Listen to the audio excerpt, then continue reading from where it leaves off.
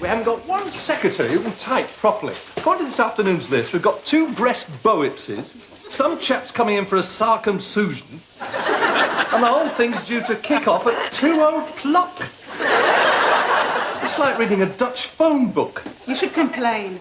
Tell them we're fed up with it. Yeah, I'll probably get a note back. Dear Dr. Haslam, please accept our apologies. Any sign of Sheila yet? She just rang. She's on her way out. Good. Well, that's nice, I must say. First you call me a gossip. You are a gossip. I have never broken a confidence in my life. 1 or 2 of them might have snapped accidentally while I was bending them a little. Come on, you're a gossip. Joyce, you have got a tongue like a cat flap in a hurricane. On hot days, people gather round as it whips the air up. I see. I just think it's one of your less attractive features, that's all. I see. Yes. Well... So you won't want to hear it then? What? Oh, no. I'd hate people to think I was loose-tongued. Don't be daft. Everyone knows you're the soul of discretion. What have you heard? Well, it came to my knowledge a few days ago that George Hopewin might be having a party this Saturday. So naturally I spent 3 hours in a dress shop cubicle having a row of frocks lobbed over the curtain rail with a pitchfork. Naturally. Only everything I tried on seemed to make me look bumpy. Which has to be a design fault, because as you know, I've been dieting like a demon for months. Would you like a bomb? No. Anyway, when I don't go shopping with you, I usually go with Kay Fenton at the Wick. So I rang Kay to see if she fancied a rape round Dickens and Jones at lunchtime. Apparently they've got some wonderful new stock in. Anyway, Kay, she said she couldn't because they were having terrible problems with one of their surgeons, Cecil Finchley. What kind of problems? He's dead. Just popped off in bed, apparently. Closed his eyes and didn't wake up again. I see. Any idea whose bed it was? You know Cecil. All Kay said was, thank God he didn't pop off Thursday night, which explains why she's been having blonde streaks put in recently. Yes. Anyway, they're keeping things quiet until after the funeral. But what it means is they've got room for another general surgeon. And what with you being a general surgeon? Yes. The only problem... What? Well, this is exciting. What is it, some kind of invitation? Yes. My wife and I have now been married for an extraordinary number of years.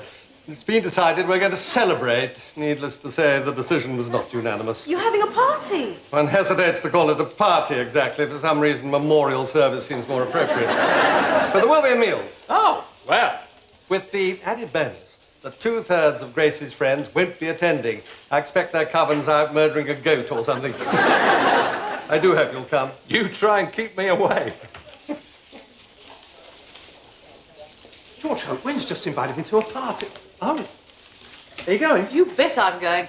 The chance of meeting the woman that looked at all the men in the world and said, yes, I'll have that supercilious great gut bucket. How about you miss? No. Although,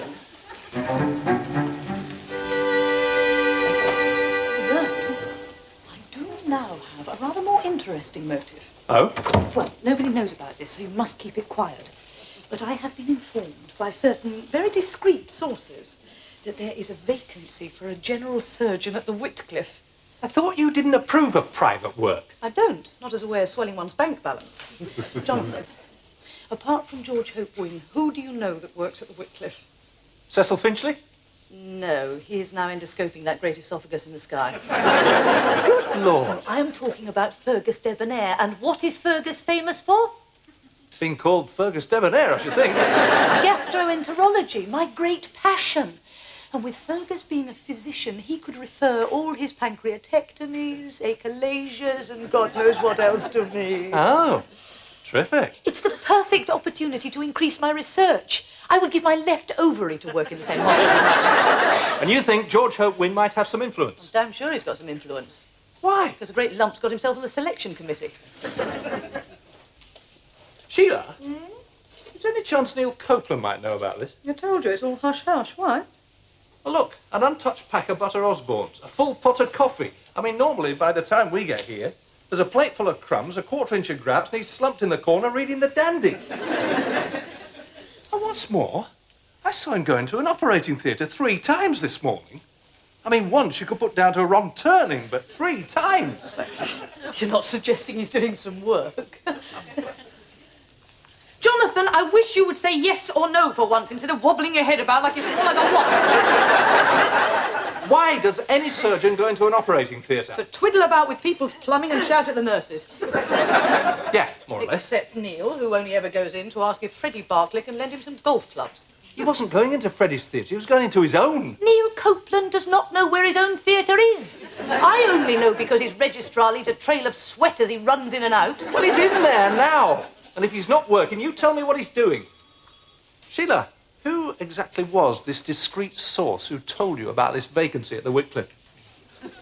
Oh, not Joyce. And McBurney's point, where we make the incision, is 1/3 of the way along a line from the iliac crest to the belly button.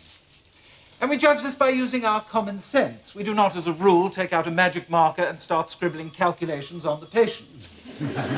This, however, is acceptable in private surgery when pondering how to bump up one's fee if said patient happens to be filthy rich. Knife, please. We now glance at the anaesthetist and ask if we may begin the operation. What? Thank you. This, of course, is to judge whether the patient is asleep, and 2, if the anaesthetist is awake. And 3, the surgeon is sober enough to know which one is which. Yes, now a brief word about the size of incision. Simon, I'm looking for Neil Copeland. I don't suppose you might know where he's got to. George! Good Lord. Something wrong? Travis? My dear chap, I've been searching every restroom in the building for you. Well, as you see, I'm here in my theatre doing an appendicectomy. Good Lord. Doing an appendicectomy. Huh? Oh, quite. Well, it's just a small matter. As you both know, my wife has lived in matrimonial bliss for a good number of years now, and apparently it's my turn for a brief spate of enjoyment. Consequently, we'd like to invite you both to a small gathering on Saturday. Oh, that'll be fun. Yes. Now, it can't start too late, because Grace does like to get her beauty sleep, although, frankly, it's had precious little effect over the years. So it's been decided we're going to have a lunch party around midday. Yes, I expect I could get away by then. Get away? Yes, hold that. Yes, I thought I might come into work over the weekend. You know, have a brief trot round the wards. Also, I have a couple of patients with ischemic legs. I think one really ought to be on hand in case the odd femoral-popliteal bypass should be required. Yes, now getting back to the size of the incision. It ought to be big enough for our purposes. Please remember, a camel will pass through the eye of a needle, but only with the aid of a liquidizer. Swab, please. Are you positive? Sheila, I promise, I haven't breathed a word to a living soul. About what? Now, nobody knows about this, so you must keep it quiet. Joyce! I expect it was Mr. Hope Wynne. I mean, he's good friends with Mr. Copeland. The whole thing's supposed to be hush-hush. Where is the point? Just a second. How do you know what we're talking about? Joyce, have you told everyone?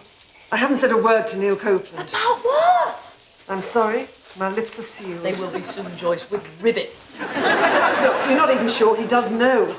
Sheila, I've been thinking about George's anniversary present. Huh? What do you reckon to a barbecue set? Oh, for heaven's sake, not you as well. Why does everyone think a barbecue set is the ideal present? They're cheap. We don't have the climate for barbecues. I mean, who wants to stand in their garden in a sou'wester and galoshes trying to carbonise a chipolata? All right, what do you suggest? But what's wrong with a nice crystal rose bowl? I saw a beautiful one in Dagley's. How much? £97. 97 quid! Ah, that's quite reasonable for a lead crystal bowl. Oh, it's a snip. Where's it come from? Tutankhamun's sideboard? Just a suggestion. I suppose we could buy it together. What? You know, split the cost. Jonathan, married people give presents together. Engaged couples. Can you imagine what everybody here would say? Yeah, they think one of us was too tight to shell out 97 quid on George Hope Win, and they'd be dead right. I don't want people getting the idea that we do things together. Look, it's a crystal bowl. It's not a blurred Polaroid of us whipping them off in a motel room. Of course, if you've got something else. No, I've actually been a bit pushed for time. There you are. Come on. I don't mind going for it. Yes, all right then. Now go on, we've got a long list. I'll actually get on with some work. I thought I was stopping for coffee. I just had some orange juice. Well, I haven't. Well, all right then, gulp that down, but get a move on. Neil, all I want is a cup of coffee and a biscuit. And my patient would like his gallstone out, preferably before it grows into Mont Blanc. I really find the lack of dedication in this hospital outrageous. Well, come on, then. Yes, Jonathan, would you mind if we stopped for a moment? Stop. I fancy a quick coffee. For Pete's sake. Simon. It's no good asking. I don't know anything. When I think of the number of people who've said that to me over the years, you've probably resuscitated one or two in this very hospital. Now, Neil Copeland talking about dedication to work is like King Herod opening a creche. So he's obviously trying to impress someone.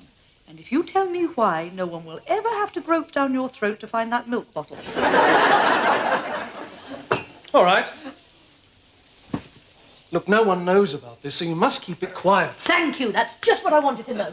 It's taken me hours to get ready. What do you think? I knew it was a mistake. I'll get changed. Oh, no, don't be daft, Joyce. You look nice, really. Where's Alec? Watching the football. He's not coming. I told you, he's watching the football. Cross to the right-hand side. There's a chance here, and he scored! 1-0. All right? Yep. Ooh. Is this it? You might have let me glance at it before you wrapped it. Told you, I didn't do it. I did that in the shop. It was like that when I picked it up. Oh. Engraved, wrapped. Engraved? Sheila! I did not ask for it to be engraved. It didn't cost any more. The woman in the shop said it was all included in the price, so I thought, well, at 97 big ones, I might as well have anything that's going. Well, I'd like to see it. I can probably peel it open. Joyce, no, look. Now listen.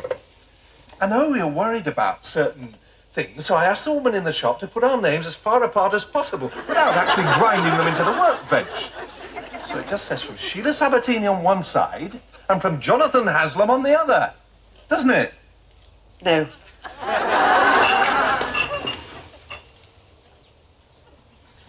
From Jonathan and Sheila Haslam.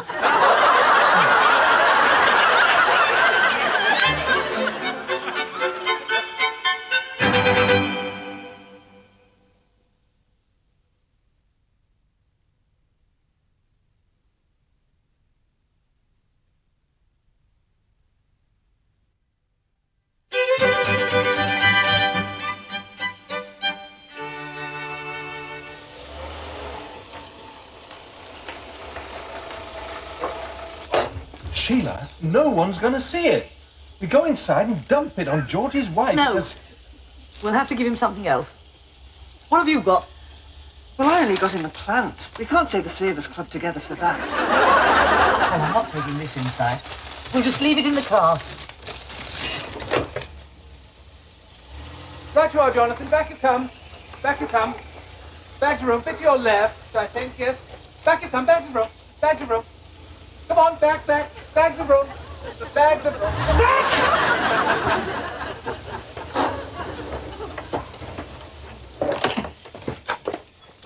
Neil?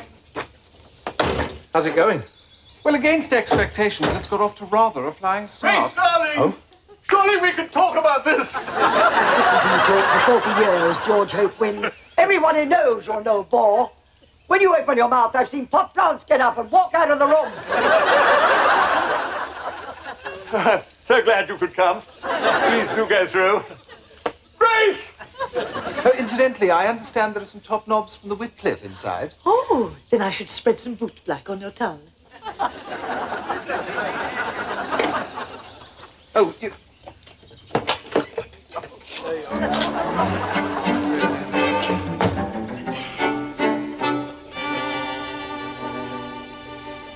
It's not exactly a Roman orgy, is it? Little liven up. You made it then. Cheryl! Oh, I like that. Thanks. That's nice. Do you think so? Now let me see, where did I get this? Oh, I remember. La Femme. Oh, Really? Hi.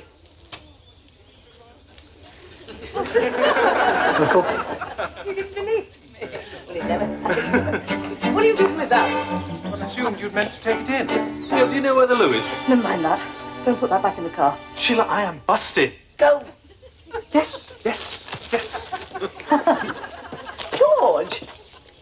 I do hope my tiff with Grace hasn't soured the occasion. Of course not. I can't fathom it out, frankly. We were both busily getting everything ready when suddenly she burst into the lounge, switched off the football, and damaged a rather nice picture with the cheese dip. Then I'm afraid she downed tools, which has left us rather short food-wise. Although, of course, we could have a barbecue.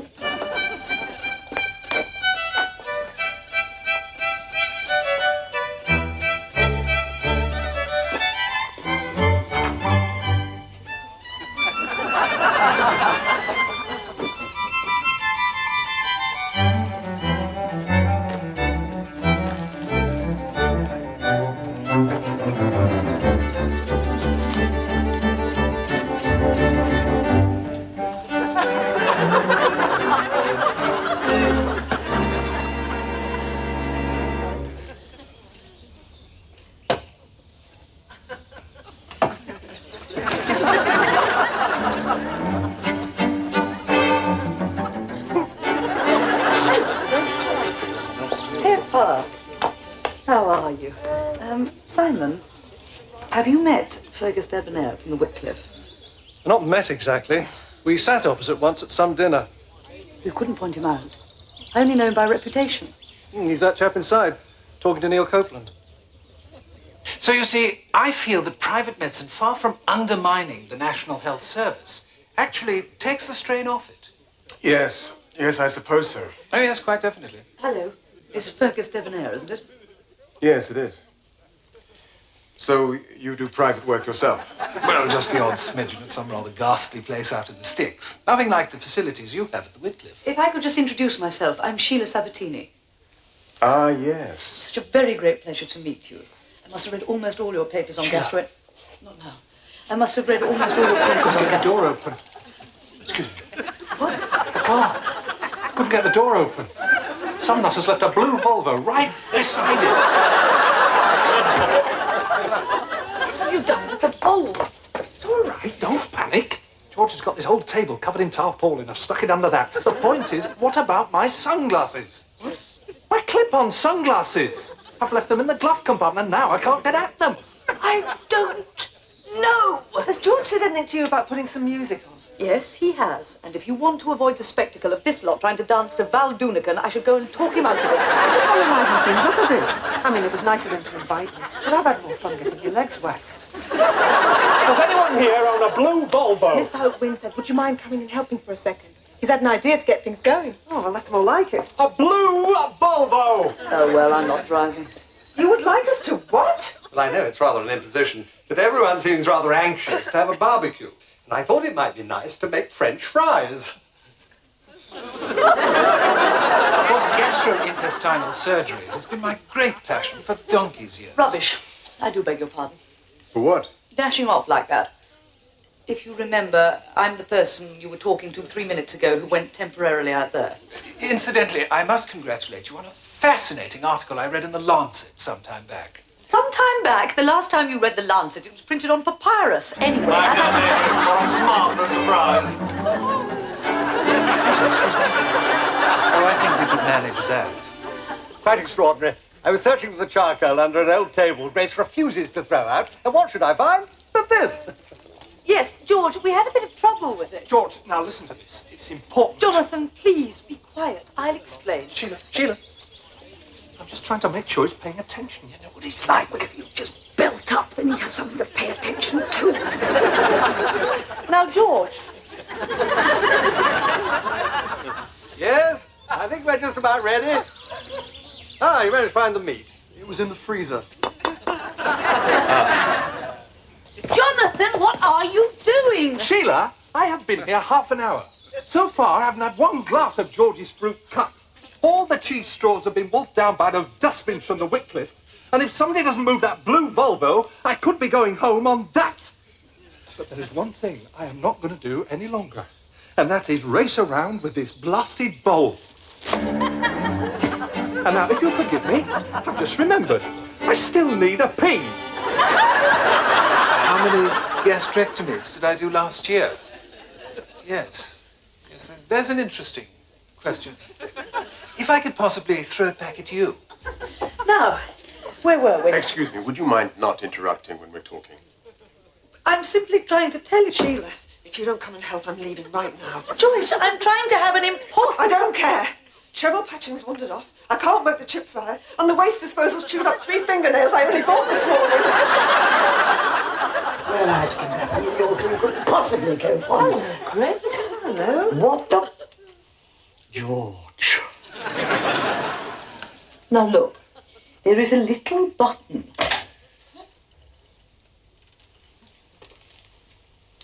I hear you're giving a lecture at the Gastroenterology Conference this year. Yes? Good stuff. You've heard of me? Bits and pieces. I hear you're difficult. Yes, I am. Is that all you've heard? It's really strange. One of the neighbours just knocked on the door, so he found this lodged in his shrubbery. No, Cheryl! Why don't you come and work at the Wycliffe? You could do a list on Tuesday afternoons. It wouldn't have much effect on your work at the Gillies. By the way, who was that boring idiot I was speaking to earlier? Can you get me in? I'm on the advisory board. You might need a good word from George as well. Oh, my God. George. You refuse to help with the preparations. You treat our guests like scullery maids. And you've opened all the presents. My good woman, I have not opened all the presents. How's the man, would you mind? What delightful wrapping paper. Grace, if I could just say something. Now, I mustn't tear this. We must keep this, George. No, absolutely. Grace, just before you open it. Yes. There we are. Oh, George. Look at this. Something nice. Look.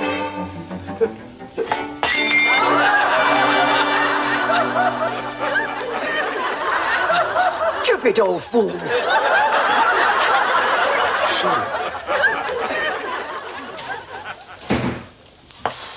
Can I say how devastated my wife and I were after what happened to your marvellous gift? Oh, George, really, you mustn't worry. But I do, and, well, I can't make it up to Jonathan. I feel I could possibly do something for you. Huh? Now, no one knows about this here, but Cecil Finchley has recently dearly departed from the Wycliffe, which means we have room for another general surgeon. Now, I do have a certain amount of influence, and also I'm rather pally with another chap on the advisory committee called Fergus Debonair. So, if I put in a good word... Would you excuse me? Oh, I think we could manage that. You could maybe do 1 list a week? I see. Yes. Tuesday afternoon? Tuesdays. Yes, you could fit that in. Well, anyway, I'll butter Fergus up, but I'm sure with my personal recommendation...